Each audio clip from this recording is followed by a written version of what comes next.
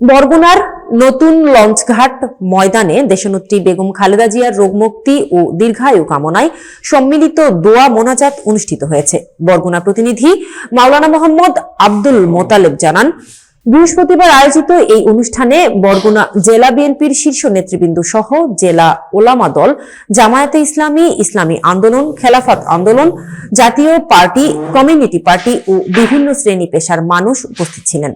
বরগুনা জেলা বিএনপির নবনির্বাচিত সংগ্রামী সদস্য সচিব মোহাম্মদ হুমায়ুন হাসান শাহিন অনুষ্ঠানে সভাপতিত্ব করেন। বক্তব্য রাখেন জেলা বিএনপির যুগ্ম আহ্বায়ক মোহাম্মদ ফজলুল হক মাস্টার, সাবেক সিনিয়র সহসভাপতি AZM সালেহ ফারুক, সাবেক সাংগঠনিক সম্পাদক অ্যাডভোকেট রেজবুল কবির, বিশিষ্ট আইনজীবী মোহাম্মদ নুরুল আমিন ও জেলা ওলামা দলের আহ্বায়ক মাওলানা মোহাম্মদ শাহজালাল রুমি। দোয়া ও মোনাজাত পরিচালনা করেন বরগুনা জেলা কেন্দ্রীয় সদরঘাট জামে মসজিদের পেশ ইমাম মুফতি মাওলানা মোহাম্মদ গোলাম মাওলানা জাহিদ। জেলা সূত্রে জানানো হয়েছে, বরগুনায় ইতিহাসে এই প্রথম সকল রাজনৈতিক দল মিলিত হয়ে এমন সম্মিলিত দোয়া অনুষ্ঠান আয়োজন করেছেন।